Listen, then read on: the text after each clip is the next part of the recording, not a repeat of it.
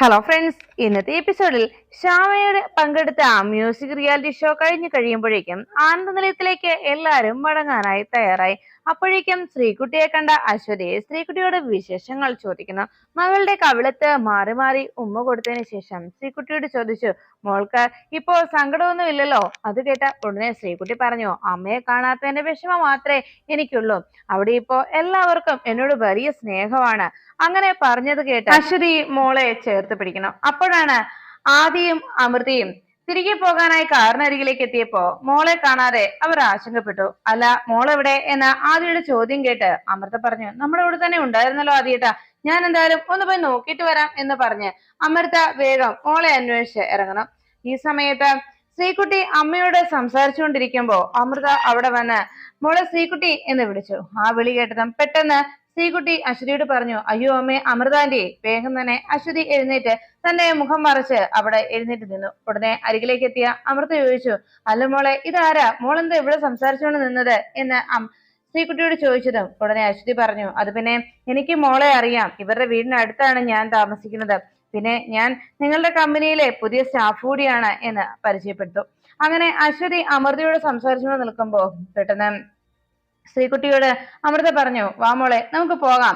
ഉടനെ തന്നെ ശ്രീകുട്ടി എന്നാ പോട്ടെ അമ്മേ എന്ന് പറഞ്ഞ് അശ്വതിയോട് താൻ പോട്ടെ എന്ന് യാത്ര പറയുമ്പോഴേക്കും അമ്മയെന്നുള്ള ശ്രീകുട്ടിയുടെ വിളി കേട്ട് അമൃത ആകെ സംശയിച്ചു.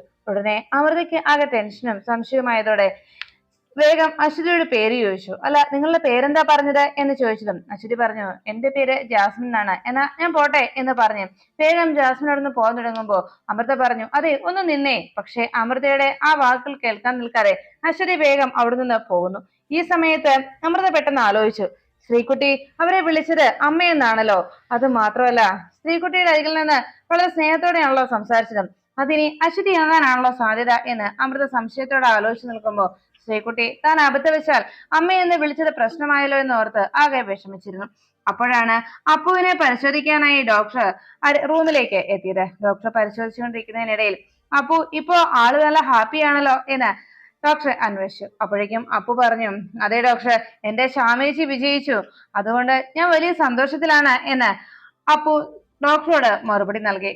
അത് കേട്ടതും ഡോക്ടർ സന്തോഷത്തോടെ അപ്പുവിനെ നോക്കി നിൽക്കുമ്പോ അഖിലും ശ്യാമയും കൂടി ഹോസ്പിറ്റലിലേക്ക് എത്തുന്നു.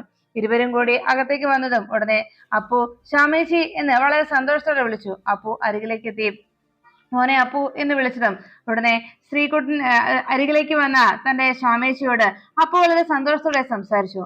അപ്പു അരികിലേക്ക് വന്ന് ശ്യാമയെ നോക്കുമ്പോ അഖിൽ കയ്യിലിരുന്ന ആ മൊമെന്റോ വേഗം അപ്പുവിന്റെ കയ്യിലേക്ക് ഏൽപ്പിച്ചു. ദാ ഇത് പിടിച്ചോ, നീ ഞങ്ങളെ പേടിപ്പിച്ച് കളഞ്ഞല്ലോടാ എന്ന് അപ്പുവിനോട് അഖിൽ സംസാരിച്ചു. അപ്പോഴേക്കും അപ്പു ചിരിച്ചുകൊണ്ട് അങ്ങനെ നിൽക്കുമ്പോ ഉടനെ ഡോക്ടർ പറഞ്ഞു, ശ്യാമയുടെ എല്ലാ റൗണ്ട്സും ഞാൻ കാണുന്നുണ്ടായിരുന്നു കേട്ടോ, ആ റിയാലിറ്റി ഷോ ഞാൻ കണ്ടിരുന്നു. എന്തായാലും കൺഗ്രാറ്റ്സ് ശ്യാമ എന്ന് പറഞ്ഞിട്ടും ശ്യാമു താങ്ക്സ് അറിയിച്ചു. അപ്പോഴേക്കും അവിടെ നിന്ന് ആ നേഴ്സും പറഞ്ഞു, അതെ, ശ്യാമയെ ഇങ്ങനെ കാണാൻ കഴിഞ്ഞത് വലിയ സന്തോഷമുണ്ട് എന്ന് അറിയിച്ചതും ഉടനെ ഡോക്ടർ പറഞ്ഞു, അതെ, നിങ്ങൾ വേണ്ടപ്പെട്ടവർ ചിലർ എന്റെ ക്യാബിനിലേക്ക് ഒന്ന് വരണം, നിങ്ങൾ സംസാരിച്ചതിന് ശേഷം എന്ന് അറിയിച്ചു. അപ്പോഴേക്കും ശ്യാമ ചോദിച്ചു, എന്താ ഡോക്ടറെ, എന്തെങ്കിലും പ്രശ്നമുണ്ടോ എന്ന് ചോദിച്ചതും അതാ എന്റെ ക്യാബിനിലേക്ക് വാ, ഞാൻ പറയാം എന്ന് പറഞ്ഞ് ഡോക്ടർ അവിടെ നിന്ന് മടങ്ങി.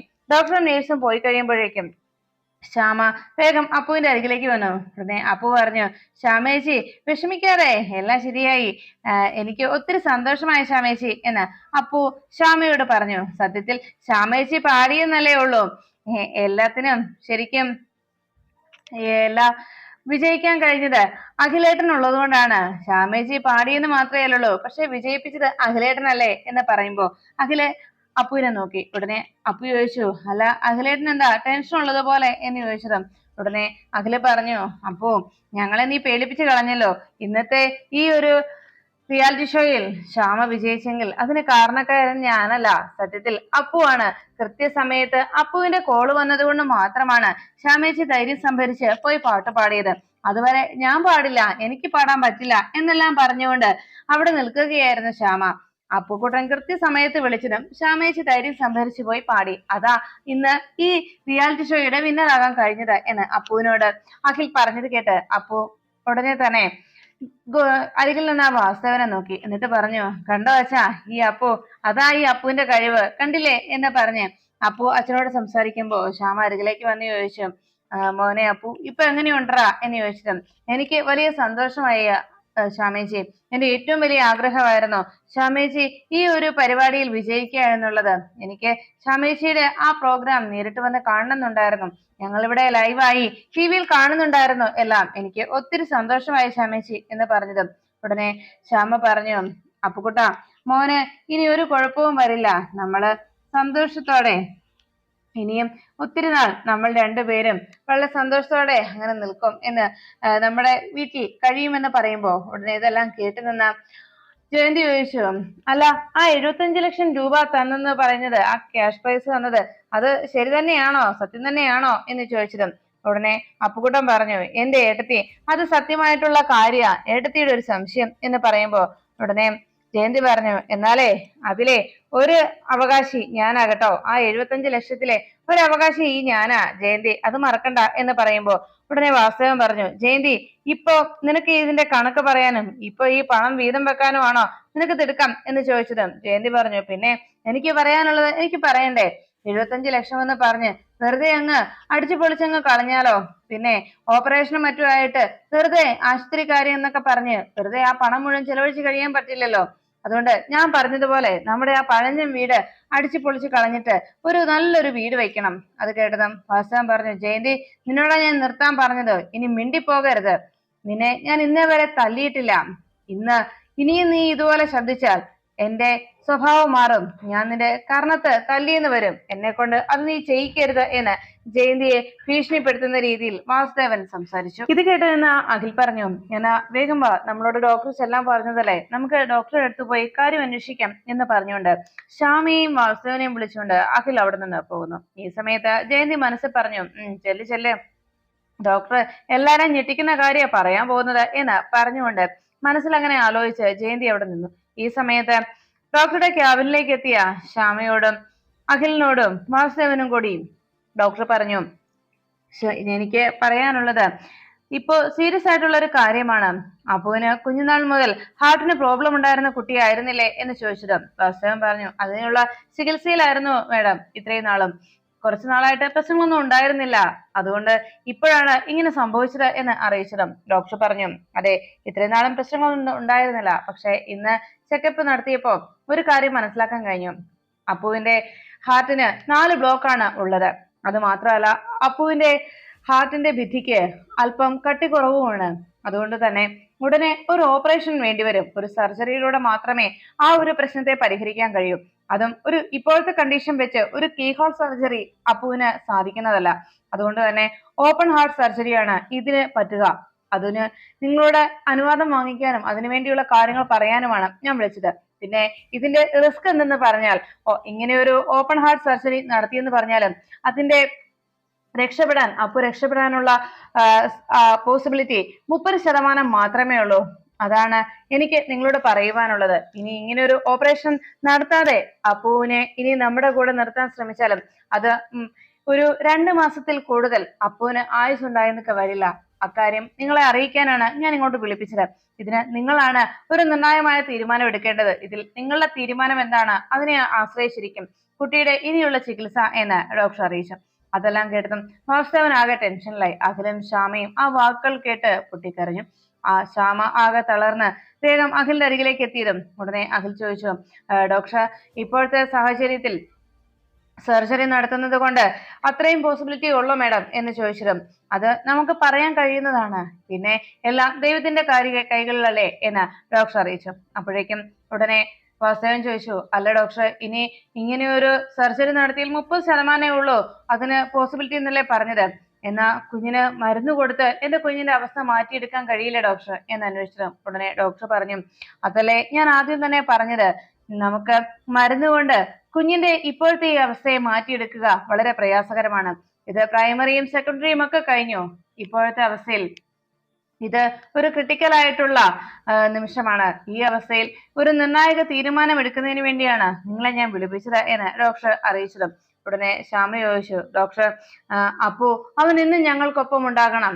ഒരു 2 മാസക്കാലം മാത്രമല്ല, അവൻ ജീവിതകാലം മുഴുവൻ ഞങ്ങൾക്കൊപ്പം ഉണ്ടാകണം. അതിനുവേണ്ടിയാണ് ഡോക്ടർ പറഞ്ഞത്. സർജറി നടത്തുകയാണെങ്കിൽ 30% സാധ്യതയുണ്ടെന്നല്ലേ പറഞ്ഞത്? സർജറി നടത്താൻ ഡോക്ടർ, അത് മതി.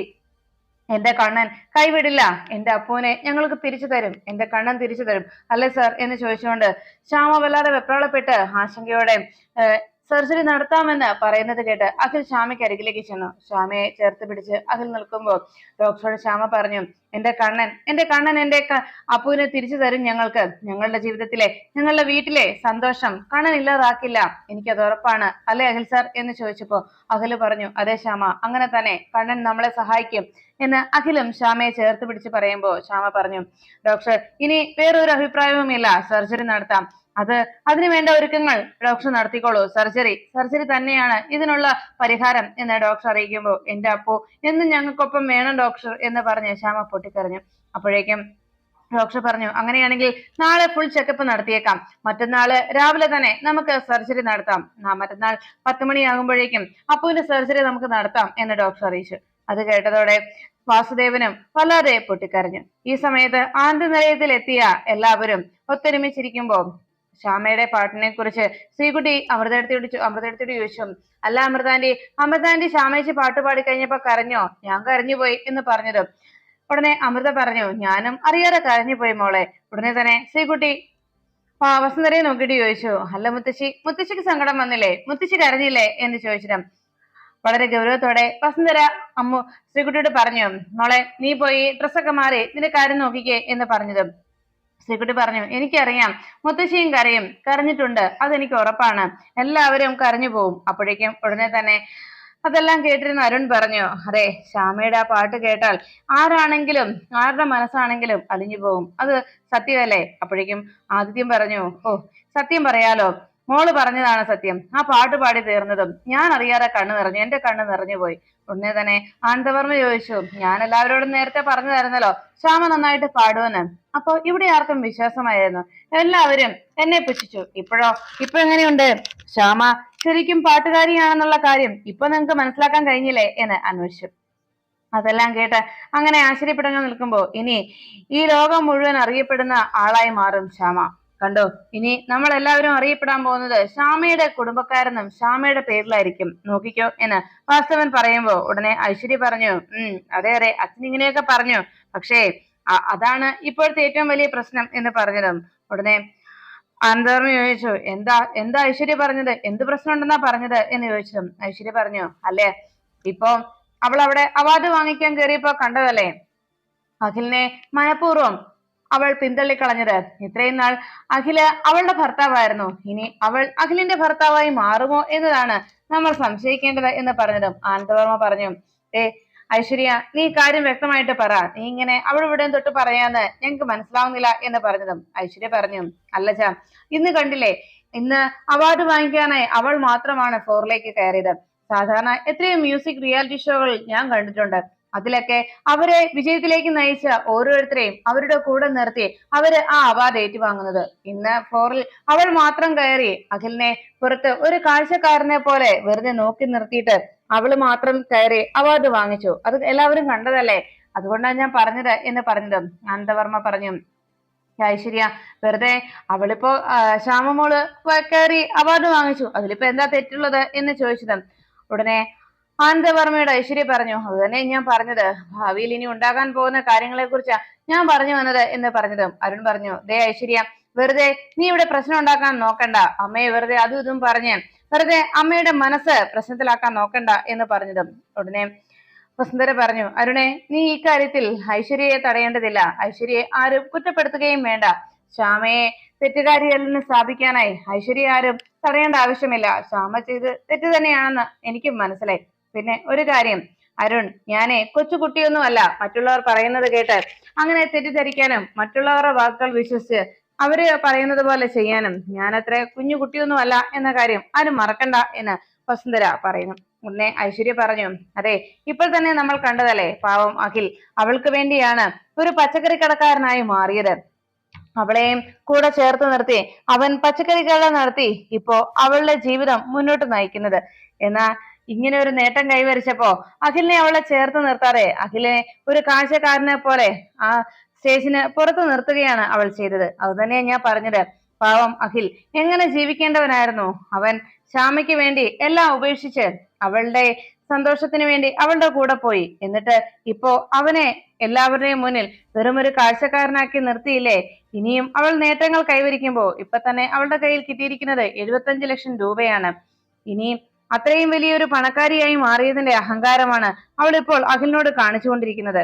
അതുപോലെ ഇനിയും മുന്നോട്ട് അഖിലിനെ അവളുടെ വെറും ഒരു ജോലിക്കാരൻ എന്ന പദവിയിലേക്ക് അവനെ താഴ്ത്തിക്കൊണ്ടു പോവില്ലേ എന്ന് നമ്മൾ സംശയിക്കണം. അങ്ങനെ ഒരു അവസ്ഥയിലേക്കായിരിക്കും അഖിൽ ഇനി എത്തിച്ചേരാൻ പോകുന്നത് എന്ന് ഐശ്വര്യ പറയുമ്പോൾ ഇതെല്ലാം കേട്ട് ആനന്ദവർമ്മ പറഞ്ഞു, വേണ്ട ഐശ്വര്യ, വെറുതെ ഇങ്ങനെ ഊഹാപോഹങ്ങളൊക്കെ പറയാൻ എന്തിനാണ് ഐശ്വര്യ വെറുതെ ശ്യാമയെ കുറ്റപ്പെടുത്തുന്ന രീതിയിൽ ഇങ്ങനെ സംസാരിക്കുന്നത് എന്ന് ചോദിച്ചതും വസുന്ധര പറഞ്ഞു, അതെ, എന്റെ അഖി അവൻ പാവം, അവനെ ഈ അവസ്ഥയിലാക്കിയത് അവളാണ്. എന്റെ മോൻ ഒന്നും അറിയില്ല. എന്റെ കുഞ്ഞ് എന്തു കഷ്ടപ്പെടുന്നുണ്ട് എന്ന് ഞാൻ നേരിട്ട് കണ്ടതാണ്. ഇന്ന് അവിടെ ആ സ്റ്റേജിൽ വെച്ച് നടന്ന സംഭവങ്ങളൊക്കെ ഞാനും നേരിട്ട് കണ്ടതാണ്. എനിക്ക് മനസ്സിലാവുന്നുണ്ട്. എന്തായാലും ഇന്നത്തെ ദിവസം എന്നെ ചതിച്ചത് അവളാണ്, ആ വിസ്മയ. അവളെ എനിക്കൊന്ന് കാണണം. ഞാൻ നേരിട്ട് കാണുന്നുണ്ട് അവളെ. അവള് കാരണമാണ് ഇന്നിങ്ങനെയെല്ലാം സംഭവിച്ചത് എന്ന് വസുന്ധര ദേഷ്യത്തോടെ എല്ലാവരുടെയും മുന്നിൽ വിളിച്ചു പറഞ്ഞു. അവളെ ഞാൻ കാണുന്നുണ്ടെന്ന് പറഞ്ഞ് വസുന്ധര വേഗം അവിടുന്ന് ചാടി എഴുന്നേറ്റ് വിസ്മയെ കാണാനായി പോകാൻ തുടങ്ങുമ്പോ ഉടനെ ആനന്ദവർമ്മയും മറ്റെല്ലാവരും വസുന്ധരയെ തടയുന്നു. വസു, ഇപ്പോ രാത്രിയാണ്, ഇപ്പോ എവിടേക്ക് പോകാനാണ് എന്ന് ചോദിച്ചതും വസുന്ധര ഞാൻ പോട്ടെ എന്ന് പറഞ്ഞ് പോകാനായി ധൃതി കാട്ടി. അപ്പോഴേക്കും ഐശ്വര്യ വേഗം വസുന്ധരയുടെ അരികിലേക്ക് വന്നു. അയ്യോ അമ്മേ, അമ്മ ഇപ്പൊ എന്തായി ചെയ്യാൻ പോകുന്നത്? അമ്മയൊന്ന് സമാധാനിക്ക്, നേരെ ഒന്ന് വിളിക്കട്ടെ, അതിനുശേഷം നമുക്ക് വേണ്ടത് എന്താന്ന് വെച്ചാൽ ചെയ്യാം. തൽക്കാലം അമ്മ ഒന്ന് സമാധാനത്തോടെ ഇരിക്കെ, ഇനി വന്നേ ഞാൻ പറയട്ടെ എന്ന് പറഞ്ഞ് ഐശ്വര്യ വേഗം വസുന്ധരയെ വിളിച്ചുകൊണ്ട് അവിടെ നിന്ന് പോകുന്നു. ഈ കാഴ്ച കണ്ട് ആദിത്യൻ ആനന്ദവർമ്മയോട് ചോദിച്ചു, അല്ലച്ച, ഈ അമ്മ എന്താ ഇങ്ങനെയൊക്കെ ചെയ്യുന്നത്? ഉടനെ ആനന്ദവർമ്മ പറഞ്ഞു, അത് പിന്നെ വേറൊന്നുമല്ല മോനെ, ഇപ്പോ ശ്യാമയുടെ മുന്നിൽ വസു തോറ്റു. അതിന്റെ ഒരു അമർഷവും അങ്ങനെ ഒരു തോൽവി സമ്മതിക്കേണ്ടി വന്നതിന്റെ വേദനയും ഒക്കെയാണ് ഇപ്പോ അവന്റെ വസുന്ധരയുടെ മനസ്സിലുള്ളത്. വസു അക്കാര്യം നമ്മുടെ മുന്നിൽ വെളിപ്പെടുത്തുന്നില്ല എന്ന് മാത്രമേ ഉള്ളൂ. വസുവിന്റെ മനസ്സിൽ അങ്ങനെ ഒരു ടെൻഷൻ ഉള്ളത് കൊണ്ട് വസു ഇങ്ങനെയെല്ലാം പൊട്ടിത്തെറിക്കുന്നത്. സാവധാനത്തിൽ ഞാൻ കാര്യങ്ങളൊക്കെ പറഞ്ഞ് വസുവിനെ സമാധാനിപ്പിക്കുകയും വസുവിനെ കാര്യങ്ങൾ പറഞ്ഞ് ബോധ്യപ്പെടുത്തുകയും ചെയ്യാം എന്ന് ആനന്ദവർമ്മ അഖിലിനോടും അരുണിനോടും അറിയിക്കുന്നു. ഈ സമയത്ത് ശ്യാമ വല്ലാത്തൊരു ആശങ്കയിലങ്ങനെ നിൽക്കുമ്പോ അഖിൽ അരികിലേക്ക് എത്തി പറഞ്ഞു, അല്ല ശ്യാമ, ഇപ്പോഴത്തെ അപ്പുവിന്റെ കണ്ടീഷനിൽ ഇത് ശരിയാണോ? ഇങ്ങനൊരു കാര്യം ചെയ്യുന്നത് ശരിയാകുമോ എന്ന് ചോദിച്ചതും ഉടനെ ശ്യാമ പറഞ്ഞു, അല്ല അഖിൽ സാർ, അവൻ എന്നോട് അതുപോലെ ആവശ്യപ്പെട്ടതല്ലേ, പാവം, അവന്റെ ഒരാഗ്രഹമല്ലേ, അതുകൊണ്ട് അത് നടത്തി കൊടുക്കേണ്ടത് എന്റെ കടമ കൂടിയല്ലേ അഖിൽ സാർ, അവൻ അതുപോലെ ചോദിച്ചത് കൊണ്ടാണ് എന്ന് പറഞ്ഞതും പെട്ടെന്ന് ഡോക്ടർ അവിടേക്ക് എത്തി. ഉടനെ തന്നെ ശ്യാമ ഡോക്ടറെ പിടിച്ചു നിർത്തിയിട്ട് പറഞ്ഞു, ഡോക്ടറെ കാണാനായി ഞങ്ങൾ കാത്തു നിൽക്കുകയായിരുന്നു. അപ്പോ ഞങ്ങളോട് വലിയൊരു ആഗ്രഹം പറഞ്ഞു. അവന് ഇനി ഒരു ഓപ്പറേഷൻ നടക്കാൻ പോകുന്നതിന് മുൻപ് അവന് ഒരു ആഗ്രഹം കൂടി ഉണ്ടെന്നും ആ ആഗ്രഹം അവൻ ഞങ്ങളോട് പറഞ്ഞു. അത് നടത്തി കൊടുക്കാമോ എന്ന് ചോദിച്ചു. അവൻ കെഞ്ചി ചോദിച്ചപ്പോ എനിക്ക് അവനെ തടയാനും കഴിയുന്നില്ല ഡോക്ടർ. അതിന് ഡോക്ടറുടെ അനുമതി വേണം. ഇപ്പോഴത്തെ അവന്റെ കണ്ടീഷനിൽ അങ്ങനെ ചെയ്യാൻ പാടില്ലെന്നറിയാം. എങ്കിലും പാവം അവന്റെ മോഹമല്ലേ ഡോക്ടർ. അത് സാധിച്ചു കൊടുത്തില്ലെങ്കിൽ എനിക്കും വല്ലാത്ത സങ്കടമാകും. അതുകൊണ്ടാണ് ഡോക്ടറോട് ചോദിക്കുന്നത് എന്ന് പറഞ്ഞതും ഇത്രയും മുഖവരെയൊക്കെ കേട്ട ഉടനെ ഡോക്ടർ പറഞ്ഞു, എന്താ ശ്യാമ, എന്താ അപ്പു ചോദിച്ചത്, കാര്യം പറയൂ എന്ന് പറഞ്ഞതും ശ്യാമ പറഞ്ഞു, ഡോക്ടർ, അവന്റെ ആഗ്രഹം ഞങ്ങള് എല്ലാവരെയും വീട്ടുകാരെ എല്ലാവരുടെയും കൂടെ അവന് ബീച്ചിൽ ഒന്ന് പോകണമെന്നാണ്. സന്ധ്യക്ക് അവന് ബീച്ച് വരെ പോകണമെന്ന്. അതിന് ഡോക്ടർ സമ്മതിക്കുമോ എന്ന് ചോദിച്ചതും ഉടനെ ഡോക്ടർ പറഞ്ഞു, ശ്യാമ, ഇപ്പോഴത്തെ അപ്പുവിന്റെ കണ്ടീഷൻ അറിയാവല്ലോ. ഈ ഒരു സാഹചര്യത്തിൽ അങ്ങനെ ഒരു യാത്ര അത് ശരിയാകുമോ എന്നാണ്.